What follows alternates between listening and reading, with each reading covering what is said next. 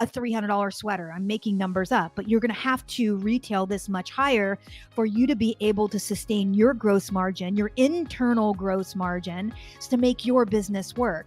This is a very simple example, but this is a gap in many, many businesses of not understanding their internal gross margin. It's not always what you think it is. I'll say that again. It's not always what you think it is.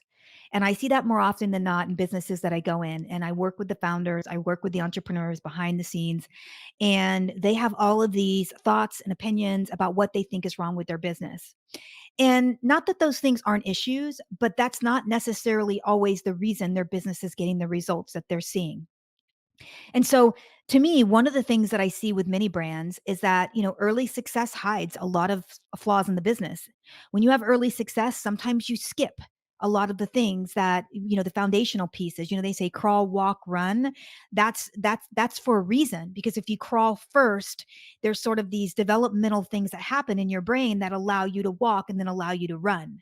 And I think sometimes brands go from crawling to running and they really don't learn how to walk. And to me, walking is having the foundation of your business in a solid place, understanding your financials, understanding your numbers, really understanding that if you understand your numbers, you're going to be able to build a path forward. And when you get off path, you can go back to those numbers, and those numbers tell you a story about how you got off path. And therefore, you can then get back on path.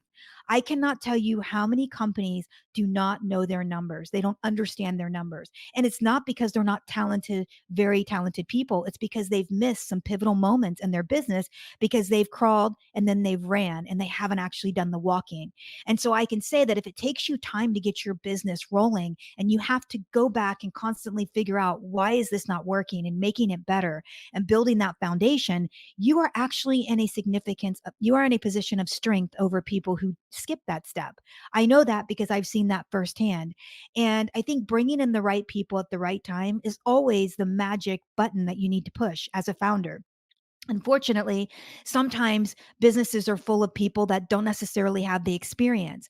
And I'm just going to rant a little bit about finance now because I really believe it gets, sort of overlooked in these businesses. Again, there are numbers behind the scenes that drive your business. There are numbers, regardless of what your business is, the numbers drive your results and the numbers drive your strategy. And when you're off pace with your strategy, you should go back to the numbers because the numbers are a map to how you got off track. It's that on track, off track. You have a budget which helps you drive your business. And then you're constantly going back monthly and you're reviewing that budget to say, what I think was going to happen? And if it didn't, where did it not happen? And then how do I then course correct for the next month? Because I've seen businesses that don't look at their numbers. They pay their taxes once a year.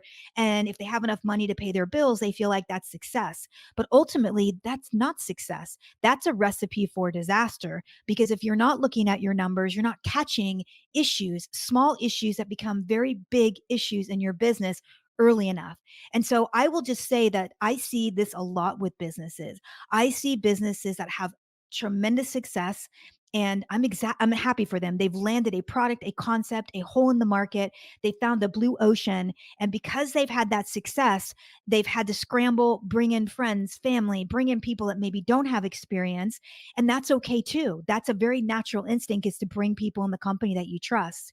But then what happens is they build this business and they have so much momentum. When you have momentum, you don't always know to look for what's not working in your business. Because you're having that momentum, you're not necessarily looking for, why is this not happening? Why is that not happening?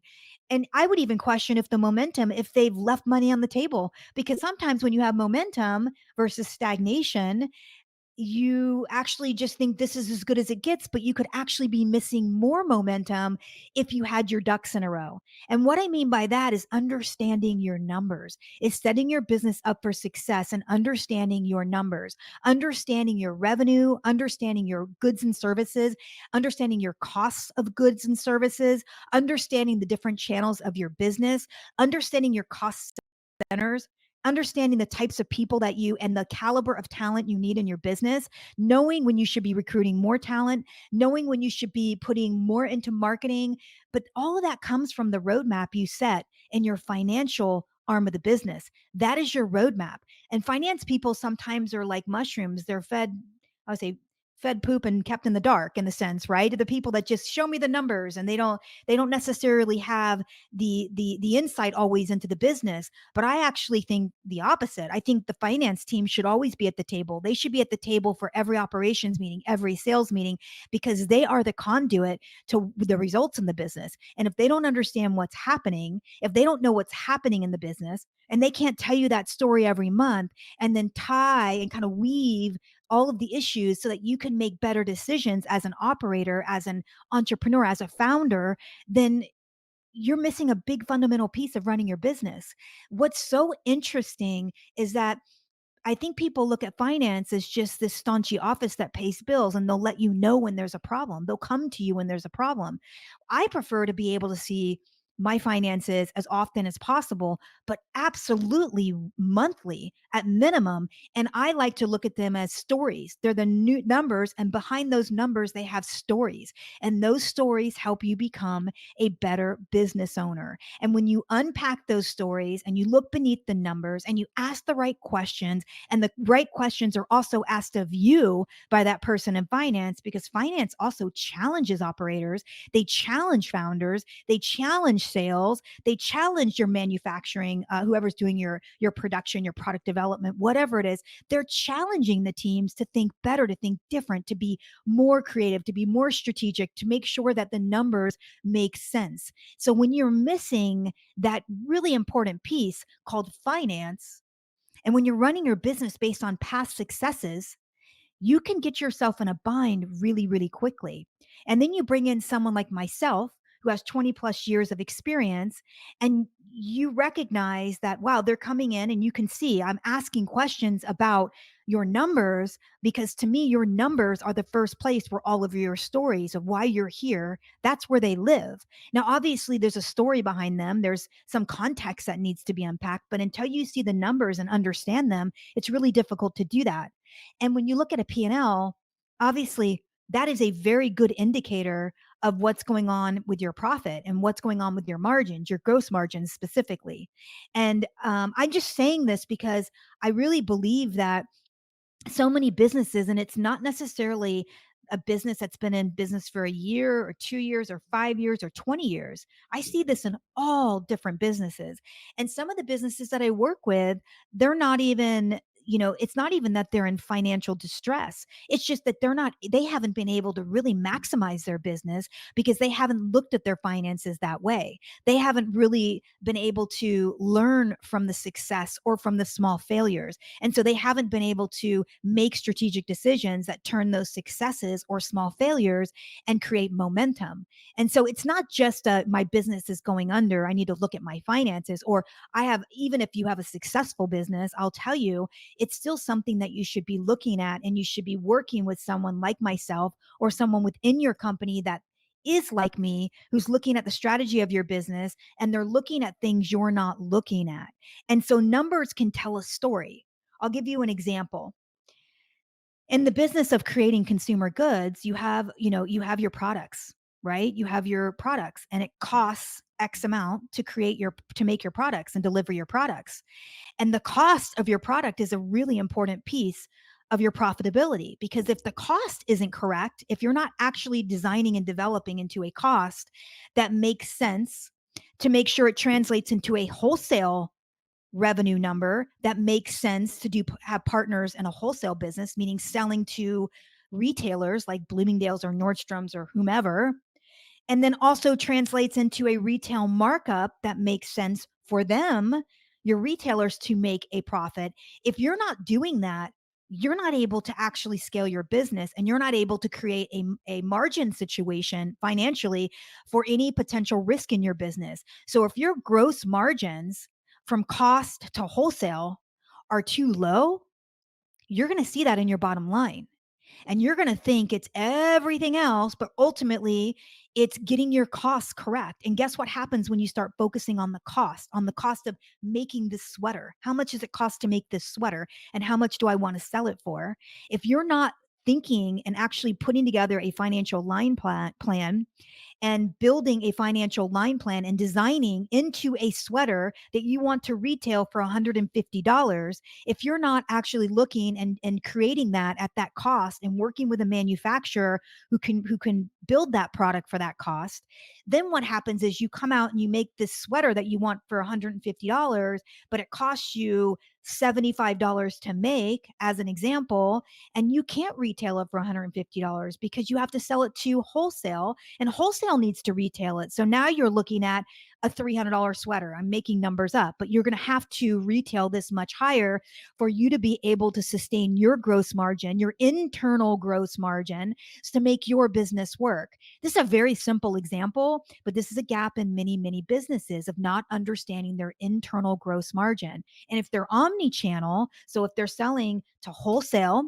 and they're selling to retail, whether it's through brick and mortar or through their e-commerce store, they still have to have a margin, an internal margin that allows them to have a blended margin across those channels. And that's why you see so many brands leaning into direct to consumer. There's a lot of reasons. One is because they love to be able to sell directly to their end consumer. Another is the margins are way better when you have a direct to consumer arm. But another reason is because there is risk in wholesale, because at any point in time, your largest customer can come to you and say, we've changed our strategy. And guess what? We're no longer going to buy you for all doors. We're just going to buy you for our top doors. This is a real example that happened to me early in my career. We had a very significant business with Nordstrom, and our product was an average of, back then, $150 average cost of good. I mean, retail price, 150. And they came in after 2009 because of the whole, economic, issue and all of that. And they said, we've changed our whole strategy. We want to have everything under $100. So guess what? You were in all doors, but now you're just going to be in our top doors, because to be in all doors, you have to make product that's under $100. I'm just going to tell you, that's why wholesale is risky. It's a great place to put your product, because isn't it wonderful to have your product in Nordstrom or in Sephora or in these big box? It's great. They market the product. The consumer feels the product has credibility because it's in those retailers. But guess what? When you build a whole business around it, it's very dangerous, because $1 million arm of your business can just change in one season and one strategy that has nothing to do with you. It has to do with people that don't even really know your brand. They're just building a strategy for their business, and you get impacted. So I'm all about a blended strategy, which is being blended, having that. If you want to have that wholesale arm for whatever reason, whether it's for volume or whether it's for being able to meet your consumer wherever the consumer is, so that they build a relationship with your brand, and it also helps with demand creation for your direct to consumer business, whatever the reason you decide to have a wholesale business, you have to have a robust e-commerce business to go with it, because otherwise your margins are going to be tied up in the most high risk part of the business. And I'm not anti have wholesale. That's not my point. It's about diversifying your risk and diversifying your portfolio. Guess what? You get to own your customer when you sell direct to consumer. You get to own the relationship, and you get to build that business. What will impact your business is your marketing strategy, because if Instagram changes their algorithm or Google changes their algorithm or whatever happens in the digital marketing space, you have to make sure that you're diversified there, but you can decide whether you want to lean in or pull back on your sales strategy, because you own that channel and that customer is a direct customer for you. That's the difference. So when you don't know your numbers, you can easily build one channel of your business way bigger than the other and not know your numbers enough and not be able to pivot. So I look at everything through a gross margin and through a diversified portfolio. After that happened, we actually switched our strategy and decided, yes, we're going to sell to the big box, but we are going to build a very big resort boutique strategy. So we're not just going to sell to the big guys. We need to make sure it's diversified. So if one of them changes their mind, it doesn't turn our business upside down. We knew that by looking at the numbers and by building a strategy around how we're going to build the business from a sales, marketing, branding. It's all of those things, but the numbers are what helped us stay on course. So I'm going to leave you on that note. It's a lot. I know it's a little bit more about finance and numbers, and I'm trying to talk at a level that's very simple. But the reason I'm bringing these things to you is because I see them in my side of the business. I've seen them, I've experienced them in businesses I've been in, and that's why I've learned this strategy of understanding the finances and having a strong finance person in the business. If you're not a huge business, maybe you can't afford a CFO. You don't need one. How about a controller?